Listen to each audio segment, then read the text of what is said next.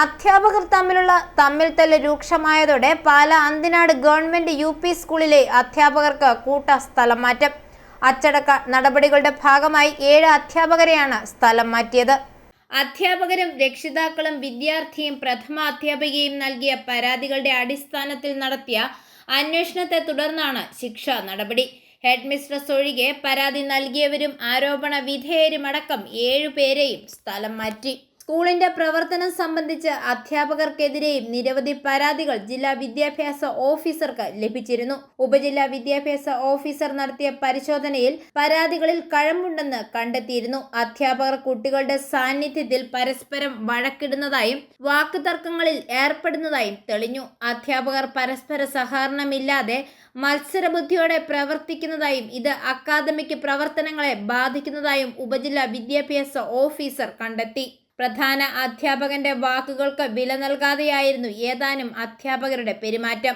ഔദ്യോഗിക സംവിധാനങ്ങൾ വ്യക്തിപരമായ ആവശ്യങ്ങൾക്ക് ഉപയോഗിക്കുന്നതായി കണ്ടെത്തി.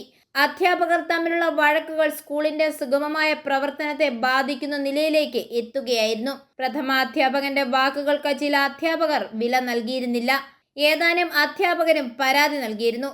രക്ഷകർത്താക്കളുടെയും വിദ്യാർത്ഥികളുടെയും പരാതിയും വിദ്യാഭ്യാസ ഓഫീസിൽ ലഭിച്ചു. അധ്യാപകർ തമ്മിലുള്ള വഴക്ക് കുട്ടികളിൽ മാനസികമായ പ്രത്യാഘാതം സൃഷ്ടിച്ചുവെന്ന വിലയിരുത്തലിലാണ് നടപടി. പൊതുവിദ്യാഭ്യാസ വകുപ്പിന്റെ യശസ്സിന് കളങ്കം വരുത്തി ജീവനക്കാരുടെ പെരുമാറ്റച്ചട്ടം ലംഘിച്ചു. സൗജന്യവും നിർബന്ധിതവുമായ വിദ്യാഭ്യാസ അവകാശത്തിന് ലംഘനം എന്നിവ കണക്കിലെടുത്താണ് വകുപ്പ് തല അച്ചടക്ക നടപടി സ്വീകരിച്ചിരിക്കുന്നത്. സ്കൂളിലെ അധ്യാപകരായ നയന ജേക്കബ്, ധന്യ പി ഗോപാൽ, അമൽ ജോസ്, സുനിത തങ്കച്ചൻ, മേരിക്കുട്ടി, മനുമോൾ KG, റോസമ്മ KV എന്നിവർക്കാണ് സ്ഥലം മാറ്റം. പൊതുസമൂഹത്തിനും കുട്ടികൾക്കും മാതൃകയാകേണ്ടവരും വരും തലമുറയെ വാർത്തെടുക്കേണ്ടവരുമാകുന്ന അധ്യാപകർ നടത്തിയ തമ്മിൽത്തല്ലും അനുസരണക്കേടും ഒരു സ്ഥാപനത്തിന്റെ സൽപ്പേരിന് കളങ്കം ചാർത്തി എന്നതിന്റെ ഉത്തമ ഉദാഹരണമാണ് അന്തിനാട് ഗവൺമെന്റ് യു.പി. സ്കൂളിലെ അധ്യാപകരുടെ കൂട്ട സ്ഥലമാറ്റമെന്ന് രക്ഷിതാക്കൾ പറഞ്ഞു.